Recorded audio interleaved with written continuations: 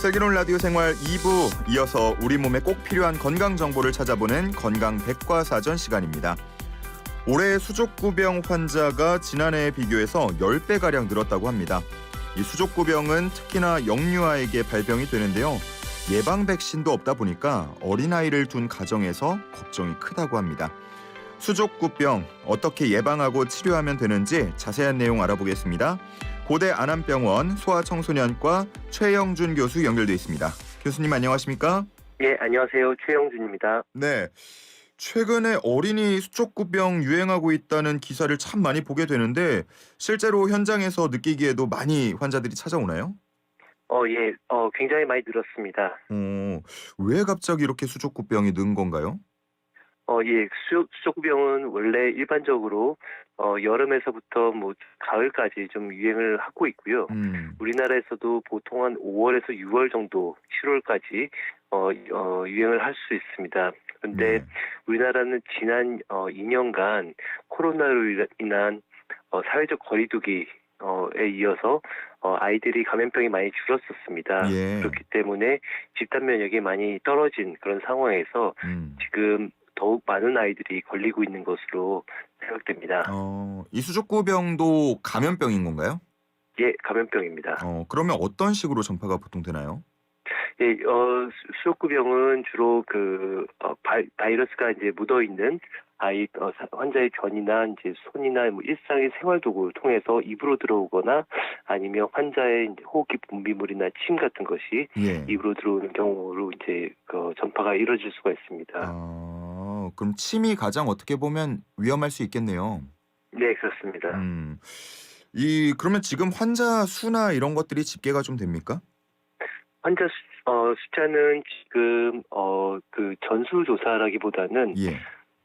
표본 감시로 이제 조사를 하고 있습니다. 그래서 저희가 전수를 파악할 수 있는 방법은 지금 현재 실시간은 없고요. 예. 나중에 후향적으로는 파악이 가능하지만 지금 표본 감시에서도 많이 발생하는 것으로 집계가 되고 있어서 정말 많이 늘고 있는 것은 사실인 것 같습니다.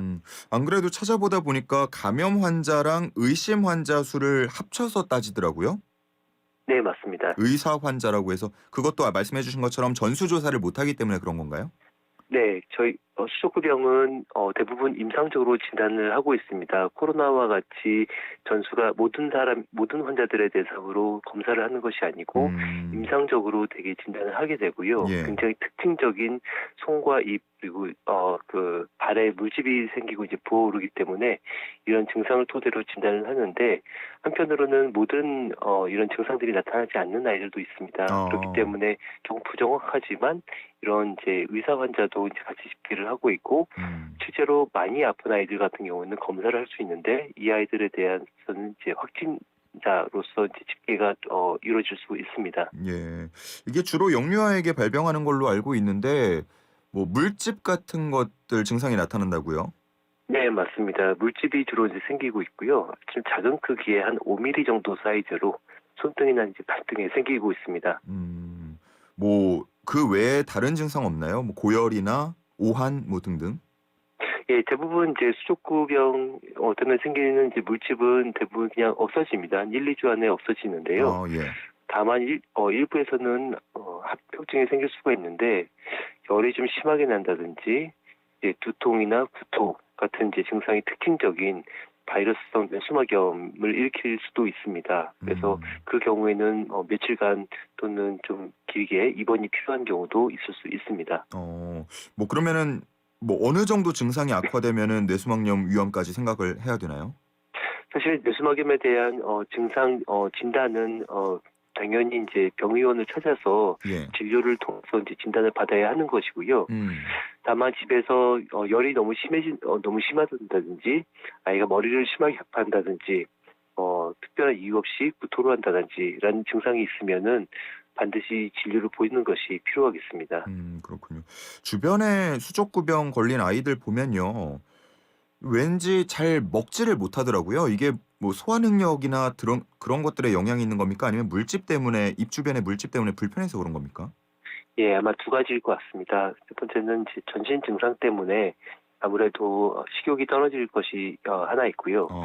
두 번째는 말씀하신 것처럼 입 주변에 그리고 목 뒤로 그 물집이 있기 때문에 그쪽에 염증과 함께 굉장히 심한 인후통이 발생할 수가 있습니다. 그래서 삼키기가 상당히 어렵고 그래서 예, 예. 아이들이 먹고 마시는 것이 좀 떨어질 수가 있습니다.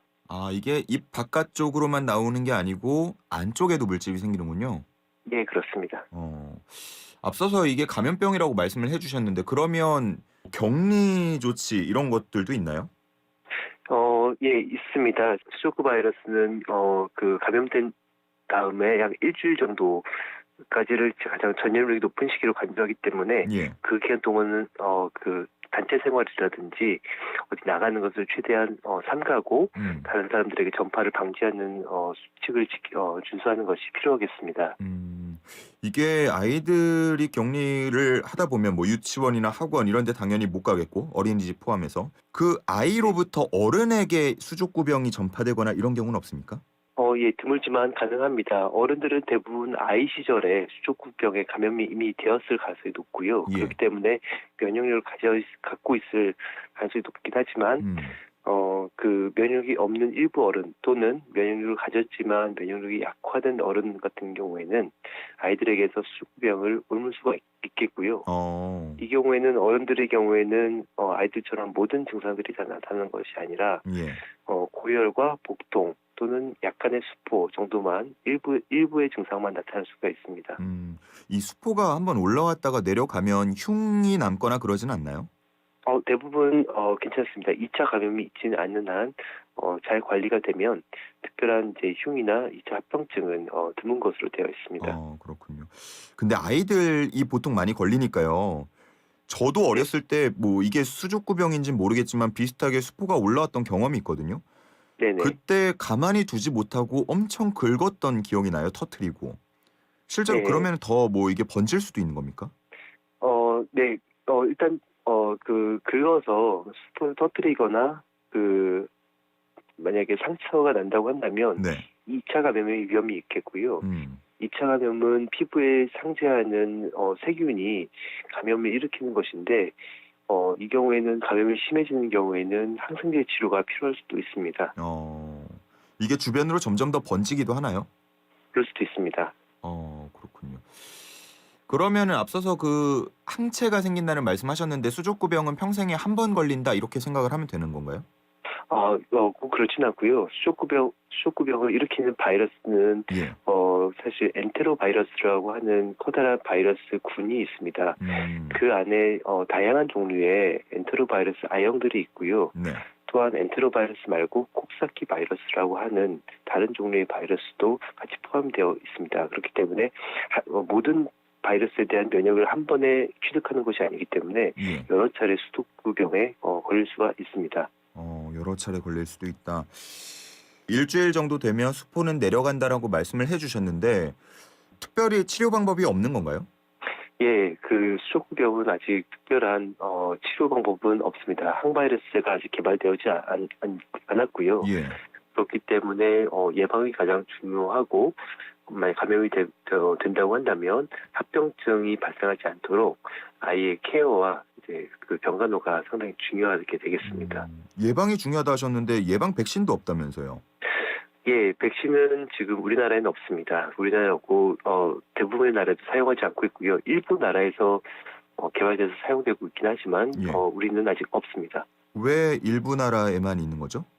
중국에서 개발을 했고요. 예. 중국에서 개발을 했고 중국에서는 일부 지역에서 사용하는 것으로 알고 있는데 수족구병은 매년 이제 유행을 하긴 하지만 연도마다 그리고 바이러스 종류마다 중증도가 좀 다릅니다. 그렇기 때문에 일률적인 백신으로서 전 세계 아이들이 보편적으로 맞는 백신으로서는 아직까지는 되어 있지 않습니다. 그럼 필요성도 좀 낮을 수 있고 그리고 아직 그 백신에 대한 뭐 안전성이나 이런 것들도 확보가 안 됐기 때문에 우리가 그 해당 중국 백신을 쓰진 않는다 이렇게 이해하면 되겠습니까?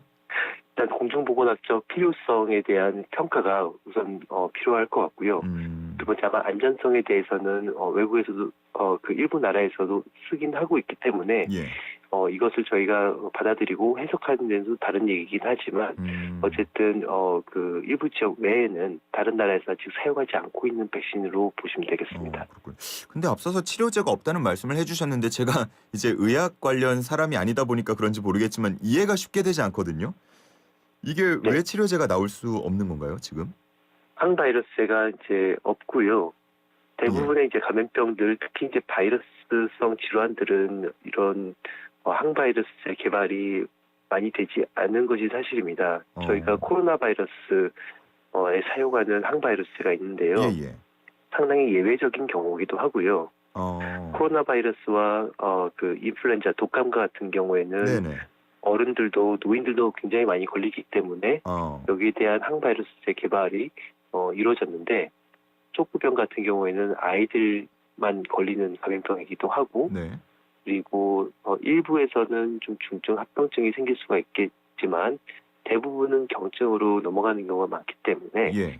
여기에 대한 항바이러스의 개발의 필요성이 떨어진 것으로 지금 보고 있었던 것 같습니다.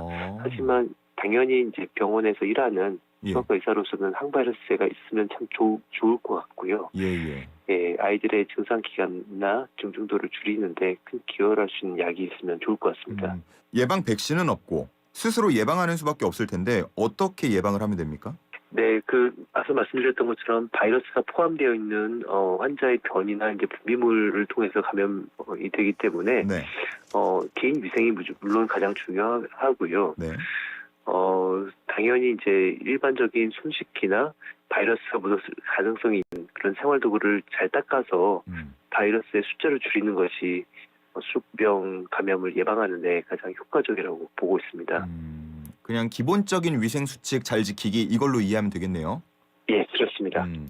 지금 청취자분들도 문자를 보내주고 계신데 9012님께서는요. 저희 아이는 공원 야외 분수대에서 물을 맞고 또 물을 먹고 그러다가 다음 날 수족구에 걸렸습니다. 이 물을 통해서도 전염될 수 있나요? 이렇게 물어보십니다. 예, 수족구를 일으키는 장바이러스는 이제 환경에도 생존을 할 수가 있습니다. 그렇기 때문에 바이러스가 만약에 물 안에 생존하고 있는데 그럼 물을 마셨거나 아니면 수영장 같은 데서 가끔 이제 감염될 수가 있습니다. 사람을 통해서만이 아니고 이런 환경에도 노출돼 있을 수가 있는 건가요? 예. 하지만 이런 이제 부분은 상당히 적을 것이고요. 대부분은 가정이나 이제 보육시설, 놀이터나 이제 여름 캠프 같이 아이들이 특히 환자들이 섞여 있을 그 가능성이 높은 환경들, 소아가 많이 모이는 장소에서 사람 간의 전파가 가장 일반적이고 흔한 것으로 되어 있습니다. 그렇군요. 4873님께서는요. 수족구 걸린 아이가 잘 먹지를 않는데 수액이라도 맞춰야 하나요? 일단 먹고 싶은 걸 무조건 주고 있어서 아이스크림이나 초콜릿 같은 것만 먹고 있습니다라고 하십니다. 예, 말씀하신 것처럼 목 안에 입 안에 이제 궤양이 생기기 때문에 뭔가 이렇게 먹을 때 아기들이 아파합니다. 그렇기 때문에 적절한 이제 수분 공급이 반드시 필요한데요. 이제 이때는 이제 좀 뜨거운 것보다는 좀 차가운 물이나 음료수가 더 좋을 수가 있습니다. 아이가 좋아하는 것으로 주시면 좋을 것 같고요. 아마 아이들이 안 먹겠지만 뭐 좀 매운 음식이나 좀 자극적인 음식은 별로일 거고요. 그럼에도 불구하고 아이들이 먹는 양이 많이 줄고 이제 물을 못 마시면 탈수가 심해질 수 있고 이 경우에는 병원에서 수액 공급을 받아낼 수 있습니다. 뭐 수액도 필요하다면은 좀 마칠 필요가 있다는 말씀이신 것 같고. 네. 6933님도 어린이집에 수족구 한 명 나오면 줄줄이 걸리더라고요. 코로나는 마스크 씌우고 손 씻기 시키면 되는데 수족구는 아이들이 손을 입에 갖다 대지 않을 수 없으니까 예방이 쉽지 않아요. 이렇게 말씀하십니다. 앞서서 교수님이 코로나랑 마찬가지로 일단은 마스크 쓰고 손 씻고 이런 거 잘 지키라고 하셨으니까 뭐 최대한 개인 위생 신경 써주시면 좋을 것 같고요. 그리고 네. 그런 얘기도 많이 하시네요. 해열 진통제 효과 있냐는 물음이 많으세요. 예. 해열 진통제가 효과가 있습니다. 특히 아이들이 이제 열이 나면 타이레놀이나 브루펜 같은 해열 진통제를 먹는 것이 도움이 될 것이고요. 또 한편으로는 아이가 굉장히 보채고 좀 먹고 마시는 것도 거부하고 또 특히 이제 뭐 침도 많이 흘리는 것 같이 이제 목이 너무 아파서 이제 보이는 증상이 있는 경우에는 진통제를 이제 사용하는 것이 큰 도움이 될 수 있습니다. 만약에 그런 것들을 먹었는데도 열이 잘 안 떨어질 경우에 뭐 교차 복용 같은 것도 가능한가요? 예, 일부에서는 교차 복용이 일부에서는 효과가 있을 수 있겠고요. 한편으로는 열이 잘 떨어지지 않는 경우에는 그 미지근한 물에 수건을 접혀서 예. 몸에 좀 접히는 부분을 좀 닦아준다든지 하는 식으로 발열을 이제 조금 낮출 수 있는 그런 노력을 해볼 수가 있습니다. 알겠습니다. 수족구 관련된 질문 이 정도 드리고요. 저희 코로나 관련된 질문 조금만 더 드려볼게요. 네네. 오늘 아침 신문도 보니까 이 소아청소년 코로나 사망자가 44명까지 나왔다라고 전해지더라고요. 아이들은 대부분 경증으로 알고 있는데 이게 위험이 그래도 큰가 봐요. 예, 우선 통계를 보시면 한 절반 정도의 아이들은 이제 고위험군 아이들이었고요. 예. 절반 정도 아이들은 특별히 고위험군으로 분류되지 않았던 이전에 건강했던 아이들로 되어 있습니다. 둘 다 맞는 것 같습니다. 그 아이들은 대부분 감염되면 대부분이 경증으로 큰 문제를 일으키지 않는 경우도 많고요. 예. 한편으로는 위험하게 진행이 되는 아이들도 있다는 것도 맞습니다. 바꿔 말하면 확률적으로 낮은 확률은 맞지만 적어도 그 확률이 0%는 아니기 때문에 예. 감염되는 아이들이 늘어나면 늘어날수록 확률적으로 그 중에서 중증 환자 그리고 안타깝지만 사망하는 환자까지 생길 수 있고요. 그렇기 때문에 저희들이 주시하고 있는 그런 상황입니다. 그러면은 뭐 지금 접종 권고 대상이 되는 뭐 대상에는 백신을 좀 맞는 게 유리하다 이렇게 보시는 건가요? 유일하게 사망과 중증 감염을 막아주고 확률을 낮춰줄 수 있는 수단은 백신밖에 없는 것으로 되어 있습니다. 그렇기 때문에 지금 통계에 나와 있듯이 고위험군 같은 경우에는 특히 백신이 강조가 되고 있고요. 예. 특별한 위험 요인이 없다고 하더라도 본인이 또는 아이들이 이런 감염으로부터 위험한 그런 상황에 대한 확률을 낮추고 싶다면 접종을 하는 것이 필요하겠습니다. 그 소아청소년 중에서 고위험군이라고 하면 어떤 아이들을 말합니까? 지금 알려져 있는 것은 비만한 아이들, 만성 질환자 중에서 소아암 환자들, 예. 면역결핍 아이들, 아니면 대사 이상 질환이 있는 경우, 심장이 안 좋은 경우, 또는 선천성 심질환을 가진 아이들, 예. 만성 폐질환을 가진 아이들, 이런 아이들이 고위험군으로 알려져 있습니다. 그렇군요. 참 요즘 확진자가 다시 늘고 있어서 부모님들 걱정 크실 것 같은데요. 이 소아청소년 확진됐을 때 좀 주변에서 돌봐줄 수 있는, 케어해줄 수 있는 뭐 그런 방법도 있을까요? 아이들이 많이 처지지 않는지, 열이 너무 심하지 않는지, 호흡기 증상이 너무 심하지 않는지 등등을 보시고 판단하실 수 있겠지만 그렇지 않은 경우에는 비대면 진료 또는 대면 진료소가 각 보건소에 안내가 되어 있습니다. 그래서 적극적인 진료를 통해서 아이 상태를 파악을 하고 거기에 적절한 그런 조치를 취하게 하는 것이 가장 안전하고 효과적으로 아이를 돌볼 수 있는 방법일 것 같습니다. 네, 주변에서 너무 불안해하지 마시고 지금 마련돼 있는 진료 시스템을 적극적으로 활용을 해주셨으면 좋겠습니다. 자, 오늘 말씀은 여기까지 듣겠습니다. 감사합니다. 네, 감사합니다. 네, 지금까지 고대 안암병원 최영준 교수였습니다.